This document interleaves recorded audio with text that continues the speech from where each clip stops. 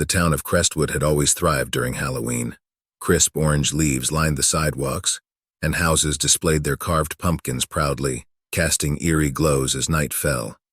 The local legends whispered stories of spirits and unexplained occurrences, making Halloween not just a commercial event but a spine-tingling experience for its inhabitants. Max, with his short, ruffled brown hair, was the most skeptical of the group. He often dismissed ghost stories as fabrications for attention. Brian, tall and lanky, was the jokester, always looking for a chance to spook someone. Alex, the most superstitious, often shared stories of spirits and was easily spooked, while Luke was the leader, confident and reassuring. Gathering in Luke's backyard, they spread a map of Crestwood on an old wooden table. The dim light from a solitary lantern barely illuminated the paper. "Okay, so if we start at Pine Street, we can hit the houses that give full-size candy bars first," said Brian, his finger tracing their planned route. Alex looked hesitant. "Guys, Pine Street is next to the old Hemingway Mansion. You know where they say the ghost of Lady Hemingway still roams?" Max snorted. "That old tale, my grandma told me that story. It's just a myth to keep nosy kids away." Luke, ever the peacemaker, intervened. "Look, we don't have to go near the mansion. We stick to our route, get our candies, and maybe check out the haunted attraction on Maple Lane." As the evening approached, a dense fog began to envelop Crestwood. The atmosphere turned eerie, and a hushed silence prevailed, broken only by the distant laughter of children and the howling of the wind. The boys, their costumes donned, stood at the edge of Pine Street, unaware that this Halloween would be unlike any other. Pine Street, as expected, was bustling with excited kids and parents. Laughter echoed as children ran door to door, their bags already filling up. Despite the initial fears regarding Hemingway Mansion, it quickly became an afterthought as the boys immersed themselves in the festivities. As they ventured further down Pine Street, Luke's candy bag tore open, spilling its contents onto the pavement. "Dang it," he exclaimed, crouching to gather the candy. While the others helped him, Alex's gaze shifted to the silhouette of the Hemingway Mansion looming in the distance, visible through the parting fog. Its tall spires, broken windows, and ancient architecture gave it a menacing look. As the group neared the grand mansion at the end of Pine Street, Alex paused, tilting his head. "Do you see that light?" he murmured, pointing to a dim glow emanating from an upper window of the house. Brian followed his gaze, a hint of unease shadowing his features. "I thought this place was abandoned." Max, ever the skeptic, rolled his eyes. "Probably just some kids pulling pranks. It's Halloween, remember?" But Luke wasn't convinced. As they drew closer, a silhouette became discernible behind the window pane. A man stood there, clad in a vibrant jester costume, the vivid hues seemingly incongruous with the dimly lit backdrop. "I heard rumors about someone buying the place," Brian said, a touch of intrigue in his voice. "But who'd move into the old Hemingway Mansion, especially and then throw a Halloween party?" As they approached the entrance, a sign hanging from the grand oak door caught their attention. It read, "Special treats for the brave." "Seems like the new owner wants to make a memorable first impression," Luke remarked. Hesitantly, Alex pressed the ornate doorbell, its chime echoing ominously through the house. After a brief pause, the door creaked open to reveal a middle-aged man with sharp features and a welcoming smile. "Ah, young adventurers on Halloween night. What brings you to my doorstep?" he greeted. Brian pointed to the sign, his curiosity evident. "We were intrigued. What's this about special treats?" The man chuckled, revealing a box of vintage comic books. "Thought I'd offer something unique this year. Care to choose one?" The boy's eyes lit up. "This is even cooler than candy," Alex admitted. After selecting a comic, the man introduced himself. "Name's Mr. Reynolds, just moved in. If you're interested, there's a gathering in the garden tonight. Some folks discussing local lore. You're welcome to join." The boys exchanged glances, a chance to hear untold tales about their town. The invitation was too enticing to decline. "Thanks, Mr. Reynolds," Max said with a nod. "We might just take you up on that." As they walked away, the mansion looming behind them, the boys couldn't help but feel that this Halloween would be unlike any other. A night discussing local legends without the usual Halloween cliches. It could be an adventure in its own right. The rest of the evening was filled with the familiar routine of visiting the neighborhood houses and collecting candies. But as the sky darkened and their bags grew heavier, the boys couldn't shake off the thought of Mr. Reynolds' invitation. "I say we do it," Luke began, adjusting the strap of his candy-filled bag. "How many Halloweens are we going to spend doing the same old thing?" Brian hesitated. "It's just, Don't you find it a bit odd, inviting a bunch of kids he doesn't know to his backyard? Max interrupted. He's new to the neighborhood, probably just trying to make friends. Plus those comic books? A total win. Alex, always the voice of caution, pointed out. It's not that I don't want to go, but we should let someone know where we're headed, just in case. They all agreed. Each sent a quick text to their parents about the change in plans and headed back to the corner lot. The sight that greeted them was unexpected. The backyard was transformed. Strings of soft glowing lights hung above, illuminating an assembly of chairs, most of which were already occupied. A projector screen was set up on one side, ready to showcase something. Mr. Reynolds spotted them instantly, waving them over. Ah, the brave adventurers, grab a seat, we're about to start. As the boys settled in, they noticed the audience wasn't just kids. There were several adults, some of whom they recognized as local historians and school teachers. With a click, the projector illuminated, showcasing old black and white photos of their town from ages ago. Mr. Reynolds began narrating tales of the town's past. Some were interesting, some humorous, and some a tad unsettling. An hour went by, and just when the boys thought it was all innocent fun, Mr. Reynolds introduced a segment called Unsolved Mysteries of Pine Street. The atmosphere grew tense, tales of unexplained disappearances, houses that stood empty for decades, and stories of forbidden places in town that even adults feared. Alex gripped his seat, eyes darting to the exit. Luke and Max exchanged anxious glances while Brian seemed engrossed. The chilling tales were interrupted when a local resident, Mrs. Higgins, abruptly stood up, pointing at a picture on the screen. That's the Whitmore house. It's said to be cursed, kids. Stay away from it. The sudden outburst added an air of genuine fear to the tales. As the gathering wrapped up, the boys quickly decided it was time to leave. Walking back home, the streets felt different. Every shadow held a hint of menace.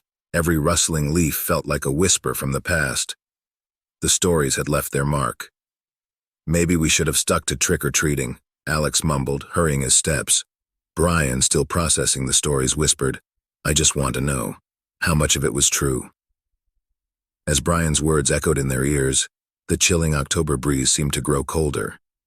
The once welcoming streets of their hometown now appeared as dark corridors of the unknown. Alex pulled his jacket tighter. You ever feel like someone's watching you? He muttered, eyes darting around. Luke scoffed.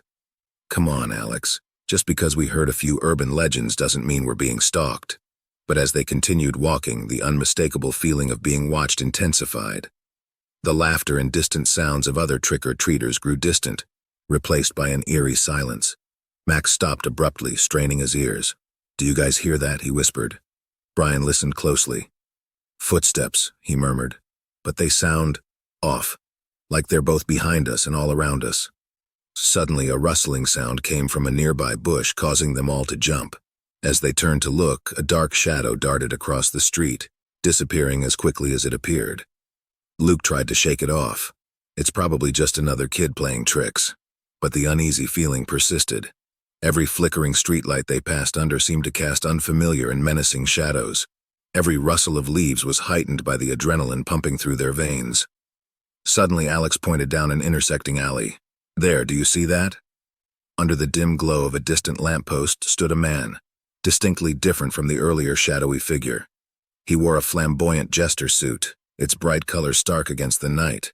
The sinister twist was the mask, a demented grin that spread across his face, frozen in a perpetual deranged laughter. Panic coursed through them. Isn't that the guy we saw in the window? Max whispered, his voice shaky. Without warning, the jester started walking towards them, his pace steadily increasing. Nice costumes, boys. Hand over your candy bags and nobody gets hurt, he sneered, brandishing a rusted knife. Luke and Alex, paralyzed by fear, dropped their bags instantly. Max and Brian, however, hesitated. In a flash, the jester lunged at Max, slashing his arm. Brian, reacting quickly, threw his candy bag at the attacker, momentarily blinding him. Run! Brian screamed. The boys sprinted as fast as their legs could carry them. Behind them, the sound of the jester's maniacal laughter echoed through the empty streets. Reaching the safety of Brian's house, they barricaded themselves in, hearts pounding loudly in their chests.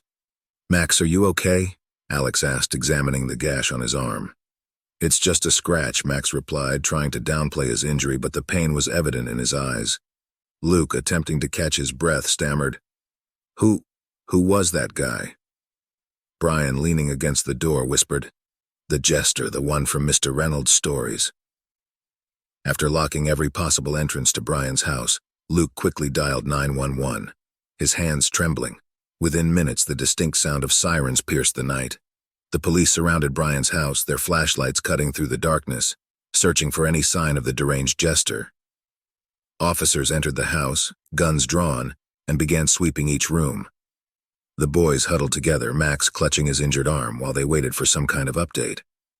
After what felt like hours, a stern-faced officer approached them. "He's not here," he said, "but we've secured the area and will continue our search. We've been after this guy for a while." The boys gave their statements, each recounting the terrifying chase and the jester's threat. The police took their report seriously, especially given the injury to Max's arm. The police began to pack up, leaving a unit behind to watch over the boys for the night.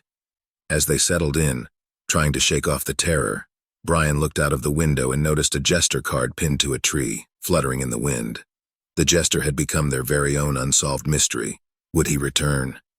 And who would be his next target? The woods at the edge of town had always held a particular mystique. Tall, ancient trees with gnarled branches that seemed to reach out like skeletal fingers, especially as autumn settled in. The rustle of dried leaves, the earthy scent of decay, and the hushed tones of the forest were a stark contrast to the town's bustling Halloween preparations. Children donned their costumes, houses were adorned with pumpkins, and tales of ghosts and goblins were exchanged with glee. But one tale stood apart, the forest's allure on Halloween night. Whispers passed down through generations spoke of a realm where the veil between the living and the dead thinned, allowing them to brush against each other. Most dismissed it as mere folklore, a tale to scare children away from venturing too deep into the woods. But not Mike. As the sun began its descent, casting elongated shadows that seemed to pulse with anticipation, Mike, with a backpack slung over his shoulder, made his way to those very woods. Some called it bravery, others foolhardiness, but Mike viewed it as a challenge, a chance to confront the myths, to see for himself the intersection of reality and the supernatural. His footsteps seemed amplified, each crunch resonating with the beating of his heart. The deeper he ventured, the more the world around him began to shift. Ordinary forest sounds gave way to distant, ghostly murmurs, and the temperature dropped, sending a shiver down his spine. The town, with its festive lights and children's laughter, felt worlds away. Mike had truly stepped to the edge of reality, poised on the precipice of an unforgettable Halloween night. The forest thickened around Mike, its canopy blotting out the last rays of twilight. As the darkness deepened, a cool mist began to rise from the ground, weaving around trees and creating an eerie tapestry that seemed to blur the line between solid and ethereal. Lost in his thoughts, a distant sound slowly crept into Mike's awareness. A soft, haunting melody, almost like a lullaby from another era. It was both beautiful and sorrowful, carried by the wind echoing through the trees. The notes seemed to tell a story of joy and pain, love and loss. Drawn to the source, Mike followed the sound, each step pulling him deeper into the heart of the forest. The trail became less defined, the trees more twisted, and the air thicker with the weight of unseen presences. After what felt like hours, a clearing emerged ahead. Moonlight filtered through a break in the trees, revealing an old, abandoned circus tent. Its canvas was worn and tattered, but it still stood tall and imposing. The music was now clear, emanating from inside the tent, drawing Mike closer with its magnetic pull. Mustering his courage, he pushed aside the heavy flap and entered. Inside, a spectral scene unfolded before him. Translucent figures danced gracefully to the haunting tune, forever trapped in their final performance. They seemed unaware of Mike's presence, lost in their timeless waltz. All except for three. At the edge of the dance floor, three ghostly clowns turned their hollow gazes upon him, their grins frozen in a perpetual menacing smile. The music took on a darker, more distorted tone, as the weight of Mike's decision, to confront the legends of the forest, began to truly dawn on him. The atmosphere inside the tent grew palpably tense. The spectral dancers, once engrossed in their eternal waltz, now stood motionless, their translucent forms eerily illuminated by the soft glow of phantom lanterns. The haunting melody, which had been both a lure and a lullaby, now shifted into a dissonant, echoing refrain. The three ghostly clowns, separated from the rest, began to move towards Mike. Their footsteps were soundless, but each step they took sent ripples across the tent's canvas floor, like stones thrown into a still pond. Their hollow eyes, devoid of soul and emotion, were fixated on him, and their once menacing grins now opened to reveal an abyss of darkness. Mike's heart raced. His logical mind tried to reject the surreal scene before him, but the chilling reality was undeniable. He needed to escape. Turning on his heel, Mike dashed for the tent's entrance. The heavy canvas flap seemed to resist him, but with a forceful push, he was back out into the moonlit clearing. Without looking back, he plunged deeper into the forest, the ghostly refrains of the circus melody growing fainter behind him. But the forest was no longer the sanctuary it seemed. The trees whispered secrets, shadows shifted and played tricks on his eyes, and the once familiar path was now a maze of confusion. Most unsettling of all was the sensation of being pursued. Every rustle of leaves, every snap of a twig, every whisper of the wind felt like the ghostly clowns closing in. In the distance, a soft glow appeared, a beacon in the engulfing darkness. Desperation fueled Mike's steps as he raced towards the light, praying it was his escape from the phantoms of the past. As Mike neared the source of the faint glow, the dense canopy gave way, revealing a small glade bathed in a soft silver light. In its center stood an old man, his appearance slightly translucent but far more solid than the specters Mike had encountered. His face, weathered with age, bore the marks of a life filled with both joy and sorrow. He wore an old-fashioned ringmaster's coat, and in his hand he held a dimly glowing lantern. Catching his breath, Mike approached cautiously. "Who are you?" he asked, his voice trembling. The old man looked up, his eyes filled with sadness and understanding. "I am a memory, a fragment of the past, just like those you saw in the tent. But unlike them, I am not bound by the tragedy that befell the circus." Mike recalled the stories he had heard about a traveling circus that had once come to town many years ago and had met a tragic end in a devastating fire.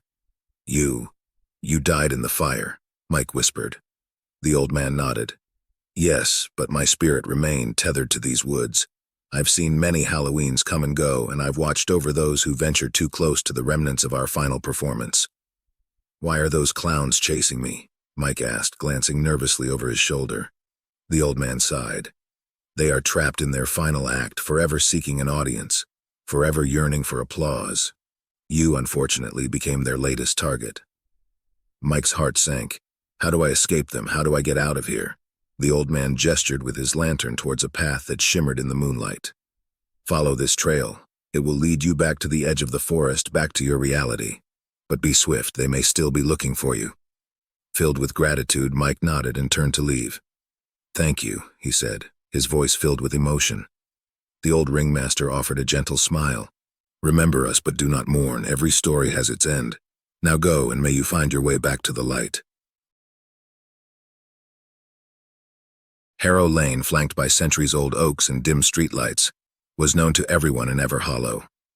But as October's chill settled in, the lane whispered of a haunting legend that chilled the bones of even the bravest souls. A corn maze that came alive on Halloween night.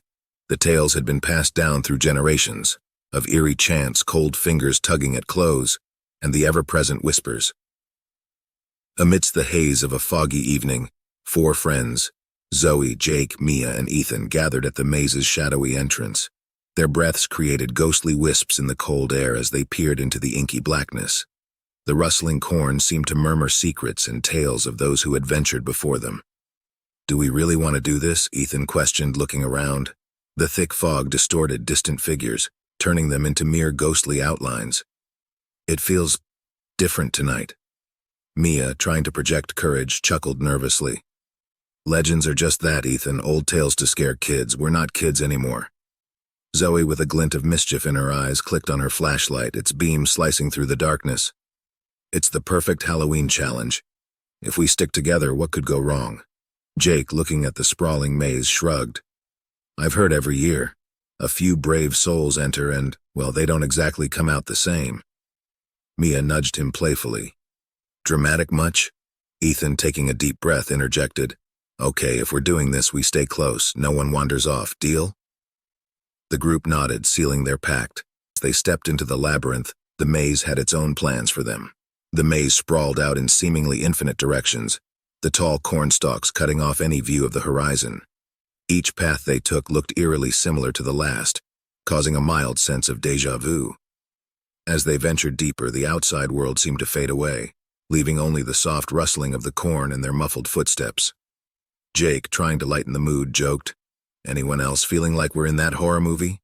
You know, where the kids go into a spooky place and—" "Shh," Mia interrupted, her face pale. "Did you hear that?" Zoe, always the voice of reason, replied, "It's just the wind. This place is designed to play tricks on your mind." But as they continued, the whispers grew clearer, morphing into recognizable words. "Turn back. It's not too late. Leave." Ethan, looking increasingly uneasy, remarked, "That doesn't sound like the wind to me." Mia, clutching her jacket tightly, whispered, "The legends, maybe there was some truth to them." Zoe, flashlight in hand, tried to lead the group forward, but with every step the whispers grew louder and shadows flitted between the stalks just out of clear view. "We need a plan," Jake said, trying to keep panic out of his voice. "Let's mark our way so we know where we've been." Pulling a piece of chalk from his bag, Ethan started marking arrows on the ground, guiding their way. But as they pressed on, the atmosphere grew denser and a bone-chilling cold surrounded them. The previously marked arrows began to shift and change directions, as if the very paths were alive and didn't want them to leave. Desperation crept in as they realized that escaping the maze might not be as straightforward as they thought. The once clear night sky was now shrouded by a thick, impenetrable cloud, casting the maze into deeper darkness. The group's flashlights became their lifelines, their tiny beams appearing feeble against the overwhelming blackness. Suddenly, from the periphery of their vision, they began seeing shadowy figures darting between the cornstalks. At first, they could dismiss them as tricks of the light or mere illusions. But then, the unmistakable sound of hushed giggles echoed around them. "It's just other kids messing with us," Mia whispered, though her trembling voice betrayed her fear. Ethan, who'd been periodically checking behind them, suddenly stiffened. "Guys, those aren't kids." A group of shadowy figures was indeed tailing them, moving swiftly but never coming into the full light. Their silhouettes were elongated and distorted, like reflections in a carnival mirror. The soft, eerie whispers had transformed into a cacophony of unintelligible murmurs, growing louder and more insistent. The group quickened their pace, but the figures matched them step for step. "We need to split up," Zoe cried, a hint of panic breaking her earlier calm. "It's the only way some of us might make it out." Jake, holding Zoe's hand tightly, objected. "No, we stick together. We need to find the center. Maybe there's a way out from there." The group hesitated at the edge of the clearing, the eerie stillness almost as unsettling as the whispers and shadows. Jake, curiosity winning over caution, took a tentative step towards the book, his flashlight illuminating its ancient leather cover. The title, almost faded but legible under the beam of light, read, "Rites of the Harvest Moon." Zoe, joining Jake, cautiously opened the book. The pages, yellowed with age, were covered in cryptic symbols and drawings, but one page stood out. It depicted the very stone arrangement surrounding them, and at its center was a riddle. 4 wanderers lost in the night, seeking escape, filled with fright. Answer me this, to find the way, or in the maze forever you'll stay. When day becomes night and shadows appear, what do you fear more than fear? Ethan, looking pensive, said, "It's a trap. This maze, the book, the riddle, it's all designed to keep us here." Mia, on the verge of tears, cried, "We can't stay here. Those things will get us." Jake, thinking hard, murmured, "What do you fear more than fear? What does that even mean?" Zoe, her voice trembling but resolute, whispered, "Loneliness. Being left alone in this never-ending nightmare." The moment the words left her mouth, a beam of moonlight pierced through the clouds, illuminating the clearing. The shadowy figures, which had been closing in on the clearing, paused and began to retreat slowly. For a brief moment, the entire maze seemed to hold its breath. Then a path, previously hidden, slowly revealed itself, leading away from the ritual site and toward the edge of the cornfield. The first faint streaks of dawn painted the sky as the 4 friends stumbled out of the corn maze, their clothes torn and faces etched with the fatigue and fear of the night's ordeal. The maze, which had felt endless just hours before, now seemed eerily calm, the tall stalks swaying gently in the morning breeze. Ethan, taking a deep breath of the fresh air, murmured, "I can't believe we made it out." Mia, her eyes glistening with relief, replied, "I don't ever want to go near a cornfield again." As the group began their walk back to town, Zoe looked over her shoulder one last time. The entrance to the maze, which they had exited, was now nowhere to be seen. In its place stood a large, aged wooden sign that read, "Maze closed, return at your own peril." On a night blanketed by darkness, only punctuated by the dim glow of street lamps, Jenna and Liam, two adventurous teens, wandered the streets, their Halloween bags swinging with every step. The dense fog curled around their feet, obscuring the path ahead and transforming each street lamp into a lonely beacon amidst a sea of gray. The very mention of Ravenwood Avenue was enough to induce nightmares among the town's children. Tales of eerie events, ghostly whispers, and children who ventured there and vanished without a trace were part of the town's lore. Yet, standing at its entrance, an inexplicable allure beckoned Jenna and Liam, drawing them down its fabled path. The trees lining the avenue seemed ancient, their gnarled branches stretching out like skeletal fingers. As they delved deeper, the cheerful sounds of Halloween festivities faded, replaced by an unsettling stillness, broken only by the whispering wind. Suddenly, Jenna paused, her hand gripping Liam's. "Did you hear that?" she whispered, her voice filled with anxiety. From somewhere in the distance, an indistinct melody floated towards them, reminiscent of an old lullaby. Liam gulped, trying to sound brave. "It's probably just the wind playing tricks." The looming outline of the Ravenwood Mansion soon came into view, an ominous sentinel guarding secrets of ages past. Its vast grounds were overgrown, nature reclaiming its territory, yet the mansion's stature was undeniably imposing. As Jenna's gaze drifted to the mansion's highest window, a flicker caught her attention.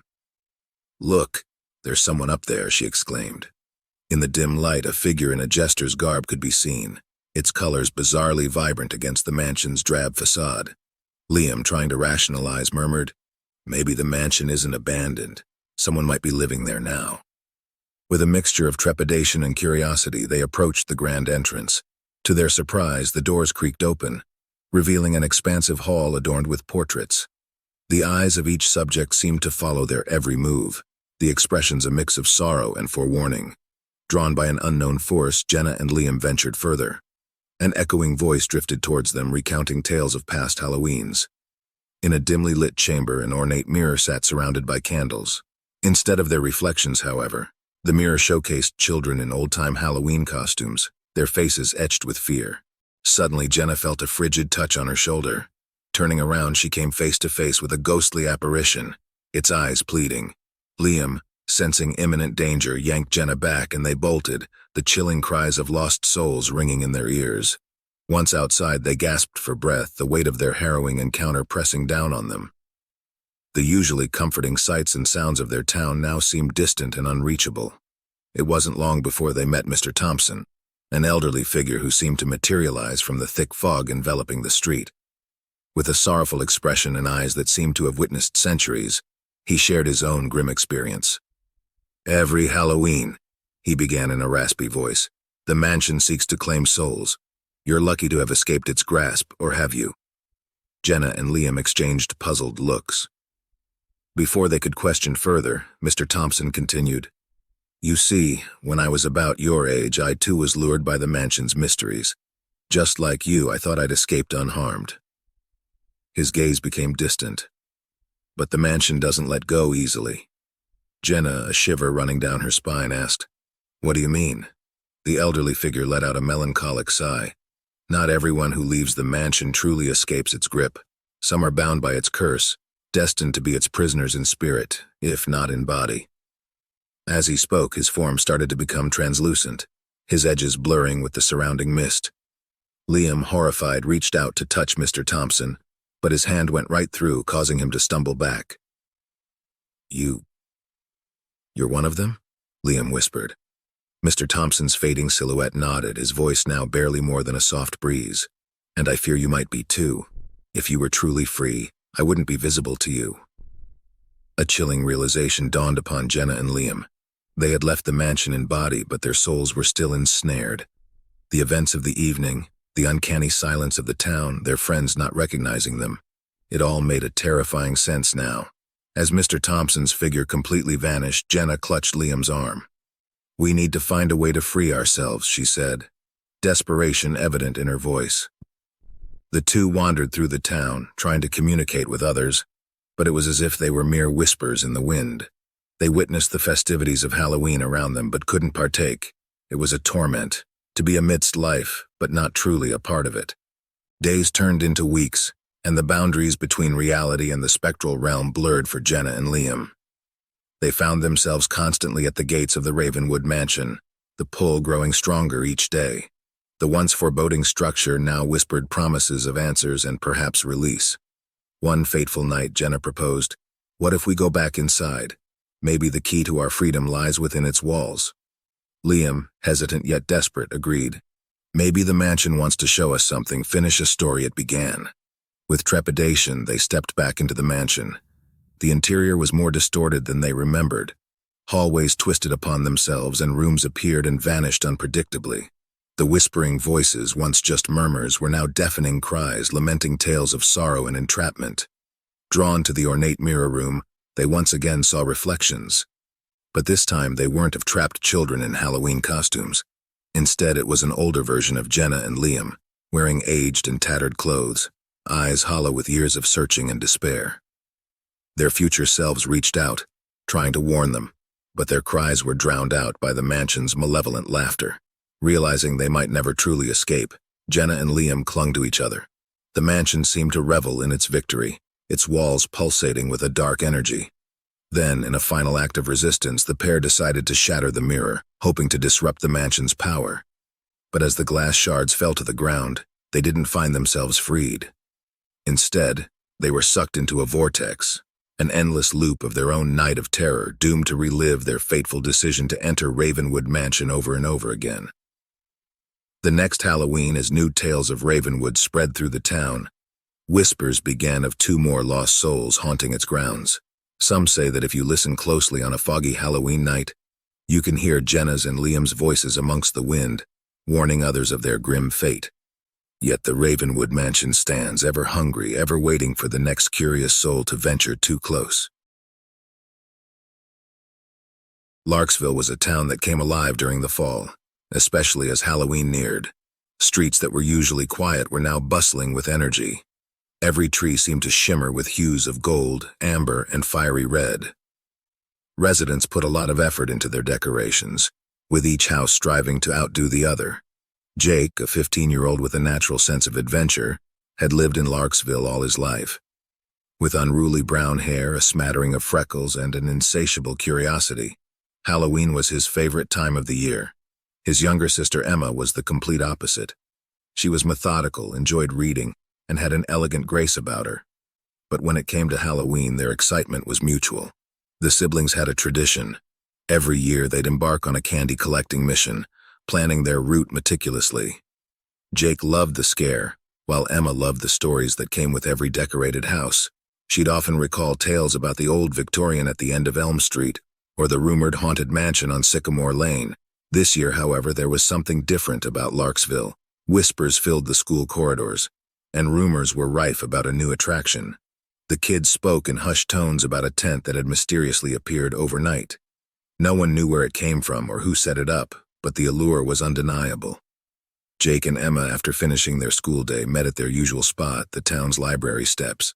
Their friends Maddie and Lucas joined them, their faces flushed with excitement. "Have you heard about it?" Maddie asked, her eyes wide with intrigue. Jake nodded. "The tent, right? Mr. Giggles' grand show or something." Lucas shivered. "Yeah, they say it's not for the faint-hearted." Emma, with her penchant for stories, was already curious. "It's just one night, right? Why not check it out?" Jake grinned. "That's the spirit." Larksville's allure just got a lot more interesting. And with that, the group made their way toward the mystery that awaited them, unaware that this Halloween would be unlike any other they had ever experienced. The tent was located in an empty clearing near the edge of Larksville's woods, an area kids normally avoided due to its thick underbrush and winding paths. As the group approached, they could see that the tent was no ordinary one. It was massive, with deep crimson fabric adorned with golden spirals and patterns. The entrance was flanked by 2 torches, casting flickering shadows and adding to its mystique. The most peculiar part, however, was the sign hanging above the entrance reading, "Mr. Giggles' Grand Show, Dare to Enter." Maddie hesitated. "It looks ominous." Lucas, attempting to feign bravery, responded, "It's just a tent, Maddie. How bad can it be?" But the real intrigue lay with a smaller sign beside the entrance that read, "The first 50 attendees will receive a special gift." Emma raised an eyebrow. "I wonder what the gift is." Jake, always the leader, suggested, "Only one way to find out. Let's go in." As they entered the tent, the atmosphere inside was electric. Dimly lit, with lanterns casting a soft glow, they could make out a circular stage in the center with rows of wooden chairs surrounding it. Murmurs of anticipation filled the air as townsfolk chattered excitedly. The group found seats together, their senses heightened. The scent of popcorn wafted through the air, mixed with a slightly metallic smell that was hard to place. Vintage circus music played softly in the background, completing the eerie ambience. Suddenly, the lights dimmed and a spotlight focused on the stage. From behind a curtain, a tall figure emerged, dressed in a tattered clown suit. His face was painted white with exaggerated red lips curling into an unsettling smile. His eyes, however, were the most striking, cold, calculating, almost hypnotic.